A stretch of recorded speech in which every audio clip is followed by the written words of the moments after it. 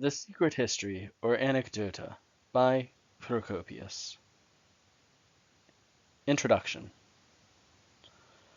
I have thus described the fortunes of the Romans in their wars up to the present day, as far as possible assigning the descriptions of events to their proper times and places. What follows will not be arranged with the same exactness, but everything shall be written down as it took place throughout the whole extent of the Roman Empire.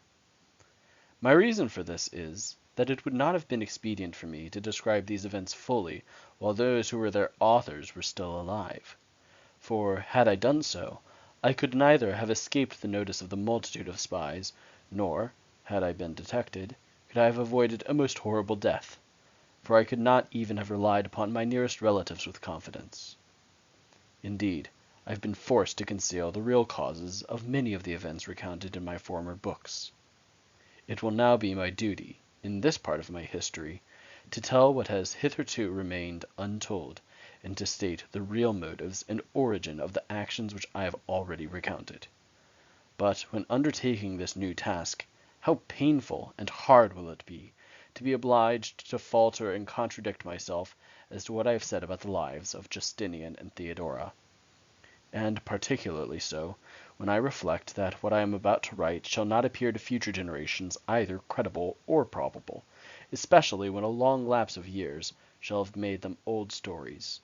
For which reason I fear that I may be looked upon as a romancer and reckoned among playwrights. However, I shall have the courage not to shrink from this important work, because my story will not lack witnesses. For the men of today, who are the best informed witnesses of these facts, will hand on trustworthy testimony of their truth to posterity. Yet when I was about to undertake this work, another objection often presented itself to my mind, and for a long time held me in suspense. I doubted whether it would be right to hand down these events to posterity, for the wickedest actions had better remain unknown to future times than come to the ears of tyrants, and be imitated by them. For most rulers are easily led by lack of knowledge into imitating the evil deeds of their predecessors, and find it their easiest plan to walk in the evil ways of their forefathers. Later, however, I was urged to record these matters by the reflection that those who hereafter may wish to play the tyrant will clearly see, in the first place, that it is probable that retribution will fall upon them for the evil that they may do, seeing that this was what befell these people, and secondly, that their actions and habits of life will be published abroad for all time, and therefore they will perhaps be less ready to transgress.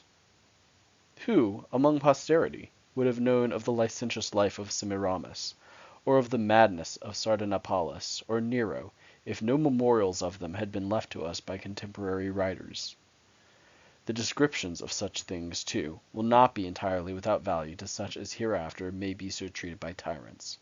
For unhappy people are wont to console themselves by the thought that they are not the only persons who have so suffered.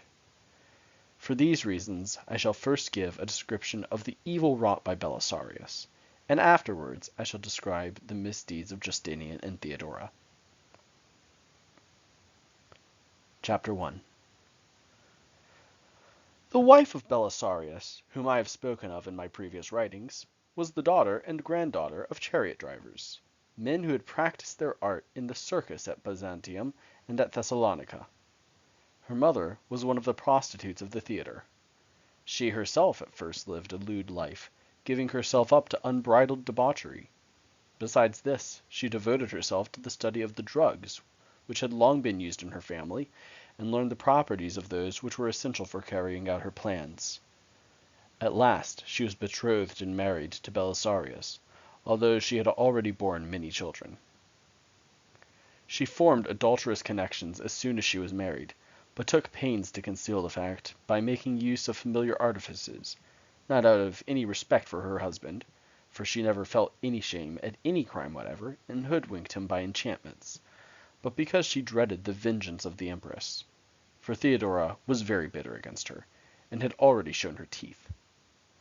But after she had made Theodora her humble friend by helping her when in the greatest difficulties, first of all by making away with Silverius, as shall be told hereafter, and afterwards by ruining John of Cappadocia, as I have already described, she became less timid, and scorning all concealment, shrank from no kind of wickedness. There was a Thracian youth named Theodosius in the household of Belisarius, who by descent was of the Eunomian faith. On the eve of his departure for Libya, Belisarius held the youth over the font, received him into his arms after baptism, and thenceforth made him a member of his household, with the consent of his wife, according to the Christian rite of adoption. Antonina therefore received Theodosius as a son consecrated by religion, and in consequence loved him, paid him especial attention, and obtained complete dominion over him. Afterwards, during this voyage, she became madly enamored of him, and being beside herself with passion, cast away all fear of everything human or divine, together with all traces of modesty, and enjoyed him at first in secret, afterwards even in the presence of her servants and handmaids. For she was by this time so mad with lust that she disregarded everything that stood in the way of her passion. Once, when they were at Carthage, Belisarius caught her in the act, but permitted himself to be deceived by his wife. He found them both together in an underground chamber, and was furiously enraged at the sight. But she showed no sign of fear or a desire to avoid him, and said, "I came to this place with this youth to hide the most precious part of our plunder, that the emperor might not come to know of it." This she said by way of an excuse, and he, pretending to be convinced, let it pass, although he saw that the belt which held Theodosius's drawers over his private parts was undone. For he was so overpowered by his love for the creature that he preferred not to believe his own eyes. However, Antonina's debauchery went on from bad to worse, till it reached a shameful pitch. All who beheld it were silent, except one slave woman named Macedonia, who, when Belisarius was at Syracuse, after the conquest of Sicily, first made her master swear the most solemn oaths that he would never betray her to her mistress, and then told him the whole story, bringing as her witnesses 2 boys who attended on Antonina's bedchamber. When Belisarius heard this, he told some of his guards to make away with Theodosius, but the latter, being warned in time, fled to Ephesus. For the greater part of Belisarius's followers, influenced by the natural weakness of his character, were at more pains to please his wife than to show their devotion to him. And this was why they disclosed to her the orders they had received concerning Theodosius. When Constantine saw Belisarius's sorrow at what had befallen him, he sympathized with him, but was so imprudent as to add, "For my own part, I would have killed the woman rather than the youth." This having been reported to Antonina, she conceived a secret hatred for him, until she could make him feel the weight of her resentment, for she was like a scorpion, and knew how to hide her venom. Not long afterwards, either by enchantments or by caresses, she persuaded her husband that the accusation brought against her was false, whereupon, without any hesitation, he sent for Theodosius, and promised to deliver up to his wife Macedonia and the boys, which he afterwards did. It is said that she first cut out their tongues, and then ordered them to be hewn in pieces, put into sacks, and thrown into the sea. In this bloody deed she was assisted by one of her slaves, named Eugenius, who had also been one of those who perpetrated the outrage on Silverius. Shortly afterwards, Belisarius was persuaded by his wife to kill Constantine. What I have already recounted about Prasidius and his daggers belongs to this period. Belisarius would have let him go, but Antonina would not rest until she had exacted vengeance for the words which I have just repeated. This murder stirred up a great hatred against Belisarius on the part of the emperor and of the chief nobles of the empire. Such was the course of events. Meanwhile, Theodosius refused to return to Italy, where Belisarius and Antonina were then staying, unless Photius were sent out of the way. For Photius was naturally disposed to show his spite against anyone who supplanted him in another's good graces, but he was quite right in feeling jealous of Theodosius, because he himself, although Antonina's son, was quite neglected, whereas the other was exceedingly powerful and had amassed great riches. They say that he had taken treasure amounting to 100 centenars of gold from the treasure houses of the 2 cities of Carthage and Ravenna, since he had obtained sole and absolute control of the management of them. When Antonina heard this determination of Theodosius, she never ceased to lay traps for her son, and to concoct unnatural plots against him, until she made him see that he must leave her and retire to Byzantium, for he could no longer endure the designs against his life. At the same time, she made Theodosius return to Italy, where she enjoyed to the full the society of her lover, thanks to the easy good nature of her husband. Later on, she returned to Byzantium in company with both of them. It was there that Theodosius became alarmed lest their intimacy should become known, and was greatly embarrassed, not knowing what to do.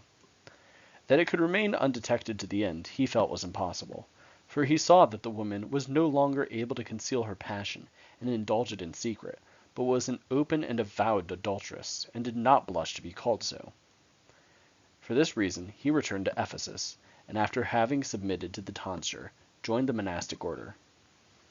At this Antonina entirely lost reason, showed her distress by putting on mourning and by her general behavior, and roamed about the house, wailing and lamenting even in the presence of her husband.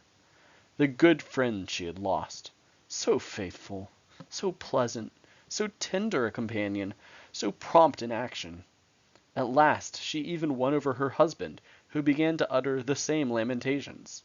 The poor fool kept calling for the return of his well-beloved Theodosius, and afterwards went to the emperor and besought him and the empress, till he prevailed upon them to send for Theodosius, as a man whose services always had been and always would be indispensable in the household. Theodosius, however, refused to obey, declaring that it was his fixed determination to remain in the cloister and embrace the monastic life.